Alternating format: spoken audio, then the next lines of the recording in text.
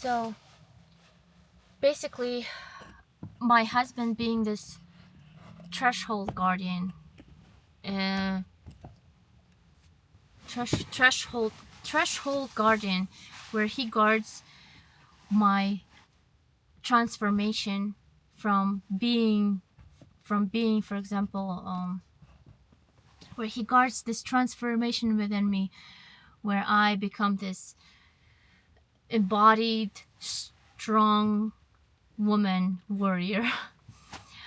I have a feeling that in my like past lives, even though if it may be just entertaining the idea of a past lives, that I was a warrior in many lives, my past lives, that I was a warrior who probably suppressed her feelings or his feelings, that there's a,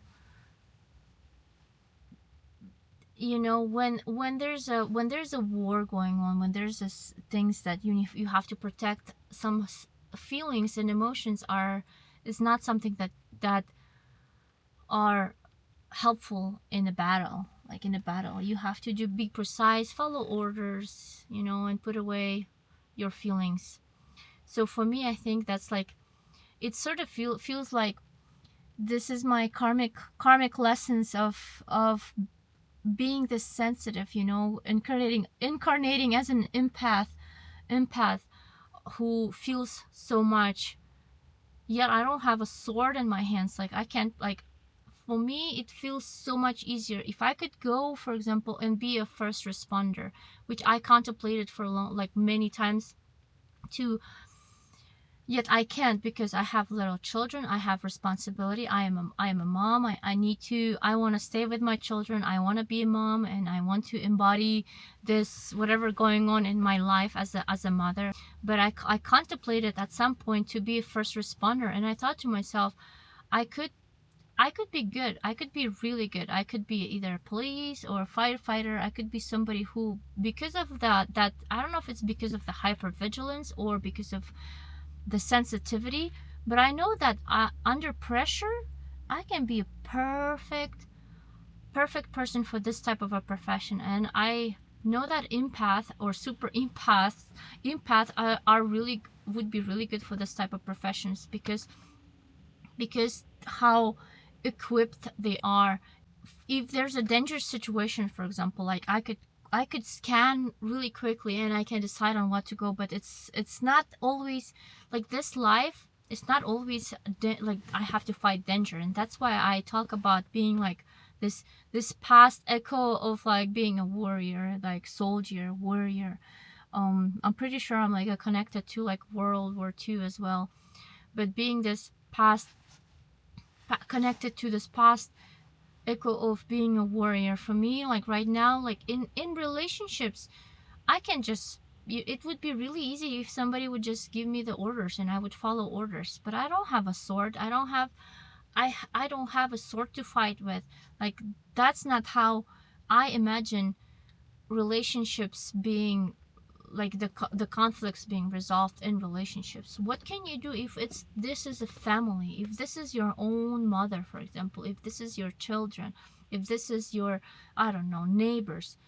You don't go around and wield your sword with here. Like I have to, this deep knowledge within me that I am a fighter, that I am sort of like, I'm this warrior, that I can do anything. I'm it, nothing is impossible, that I am very strong. I have a feeling that I'm very strong. I've been through so much. I'm very strong. I've been through pain. I know already that I have this within me. I have a compassionate heart. I am strong, yet I can be soft. And this is what required from me from right now. Like, this test, this threshold test is basically for me to be strong yet soft, how to place the boundaries but stay soft within myself, to have the words that carry intent and carry the strength, that shows integrity, that shows that it comes from the place of quiet strength, love for myself and others, for life and humanity. This basically what I consider my, like, my leveling up, my next what's going on right now within my life. My husband is playing this threshold guardian role, and he's playing it perfectly. He's doing a really great job. But I know why he's doing it, because if it wouldn't be for him, how else would I know that this childhood trauma is really not giving me a chance to live my happy life? If it wouldn't be for my husband, how else would I know that I am on the verge of transformation, for example? How else would I ponder on the question of the way I want to be, the way I want to talk, that I don't really like conflict. I don't like yelling. I don't want to rage and just breathe fire. I want to be this dragon, but I want to be a dragon who knows her power, that I don't have to destroy in order to prove my point.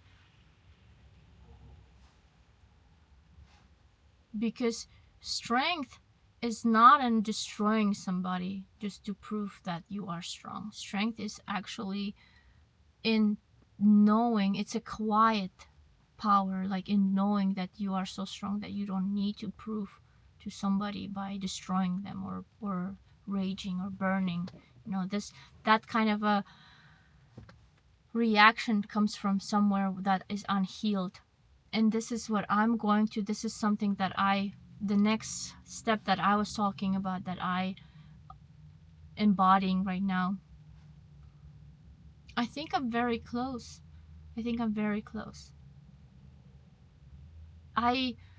As an example, if there's a dishes left in the sink, as any other time, it would just basically, I would spiral into thoughts of, he's doing it on purpose, or again, he doesn't see those dishes, and whether it's his day off or not, like, he left the dishes after himself. He didn't reach out or put it into the dishwasher, for example, or he didn't unload the dishwasher. He's wanting me to do, like, the regular self-talk. Like, I don't let myself go into that anymore, whether I agree or not. It doesn't it matters. It matters for me, but it's not what the reactions, that's what I am looking for. The reaction of me spiraling into those words and then hurting myself by thinking that I am unworthy of someone's love, for example, because this opens up this childhood wound that re-triggers me again and again, and then little inner child is again raging and crying because she's fed up with that kind of behavior. Then this time, what I noticed, that I was able to stop this spiraling words, and I was able to just breathe for a second and tell my inner child that, this time she doesn't need to rage at him, because he has absolutely nothing to do with the way it makes me feel. He has nothing to do. He has no power over make me feel this way. Like, it's for either he is doing it on purpose or not. He has nothing to do with the way I feel. So I told her that now it's different, because I am as an adult, I'm here for her. I'm here for her, and I will not let anybody to disrespect her. I will speak up if I need to. That I will I'll not gonna go into the self-abandonment. I will be acknowledging myself, instead of going for the argument and looking for this acknowledgement and validation from my husband, and telling him yes, he didn't do the dishes, and asking for his for him to see me. It would be me basically doing it for my own self. And that worked for me this time. And that feels like that I unlocked something that I hadn't had before.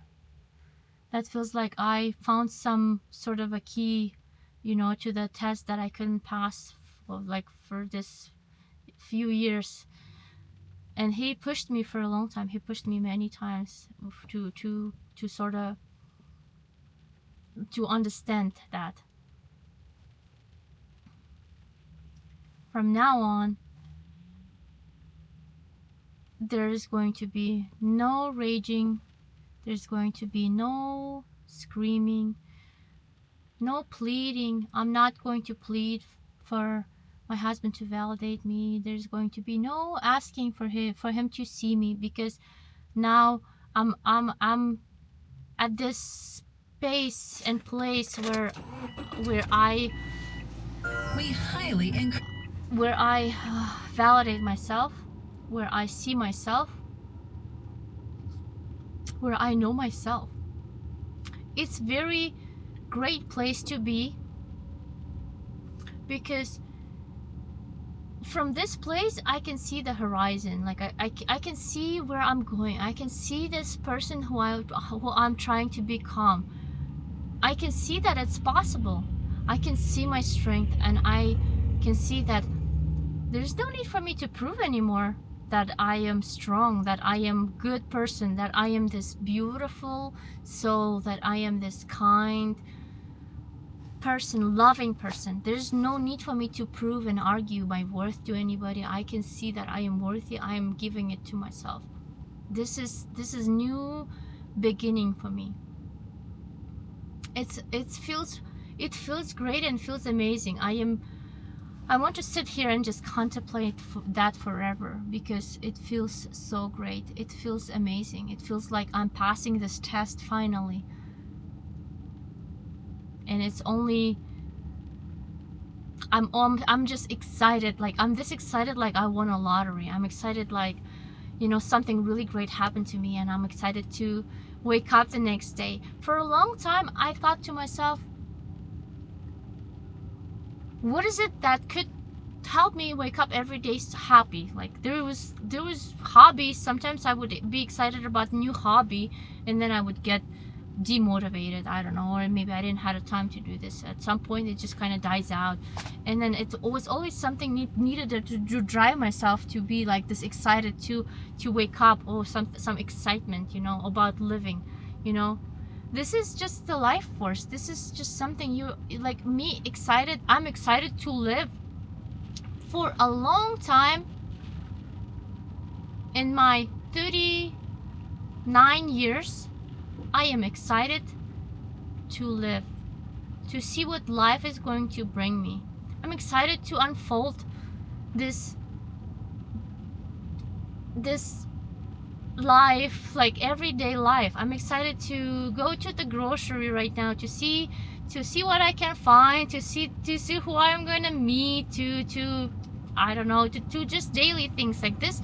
Small things feels exciting right now. I feel like I'm on the verge of a greatness. Like, this life is great. I feel like this is in comparison how I felt before of being just in the survival mode. This is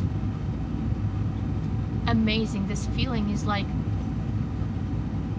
I'm finally on the right path. Like I took the path where it's going to lead me home to myself. Like, and it feels this way. Like I'm that excited. Like, oh my gosh, I'm gonna see my like friends, like, or I'm gonna see my house, like, you know, something that is only like nobody can take it away. Something that is I was longing for a long time. So yeah, it's great.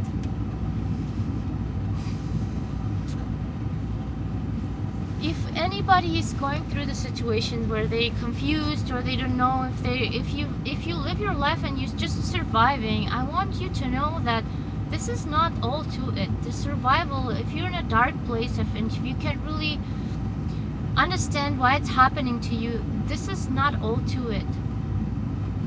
This is, sometimes there is a, like, today's weather, it's gloomy, there's a lot of clouds around, like it's clouds our head, our thoughts clouds our head, our the way we're feeling, it's clouds our head. Like I can't really see ahead, straight ahead, like if it's that cloudy, if our thoughts just constantly running in the back of our heads, our harsh inner critic. Like I totally understand you. If you're going through something like that, I want you to know it's going to get better. You are on the right path. It might not feel this way, but guess what? You're the only person who is in control. You're the only person who knows how to get yourself out of that situation. You know, you are very powerful. You are bright. You are lovable. You deserve all the good things. I want you to know that you can do it. Please keep going. Don't give up, because if you get through this, right, what you're going through right now, if you are in a really hard place or dark place, then once this is over, there's absolutely going to be nothing that can bring you back to that place that are you crawling out right now. Like it's going to be, in comparison, it's kind of like, you've been sick and then you healthy, and then now you appreciate the health. Now you are you're not taking it for granted. Now you are living like you're 100%, and you're excited for what life is going to bring you. Don't you want this life to be this way? Honestly, I thought it was impossible for a long time, because I was looking for answers. I was looking in religion. I was thinking, why God is punishing us this way? Why is everything happening to me? Like I thought it was just some sort of a mistake. Like, this life is just hard mistakes, survival. You have to grind yourself. You have to make money. This is not about it. Like, people missing completely the point. I won't say the money is bad. Money is good. It's it can buy things, and I got this camera that I'm talking to. Like this is nice things that we can get. I'm grateful for them, but sometimes I feel like people missing the point. Where I used to be in the years where I was thinking that money is the whole thing, or the position, like the career, was going to get me something. Whole thing, like the whole point of me, it was just to try to be seen. Money doesn't bring that. Career, career or going to places, it's not gonna cover something that is only us can do for ourselves. Like, only me can work through my own childhood trauma. It's not going to cover, like, if I'll have constantly somebody else is validating me, and like how else I'm going to learn to do that for myself. If I'm constantly admired and loved for something, and I cannot give it to myself, then it means nothing to me, because the capacity of me understanding what love is only my own love to myself. If I don't love myself, then the capacity of me loving somebody else, or loving what love is very limited. Yeah, I wanted to, I know it's a long video, but I really wanted to just express my process, where I'm going through, and just share the message of hope, that difficult times are not forever.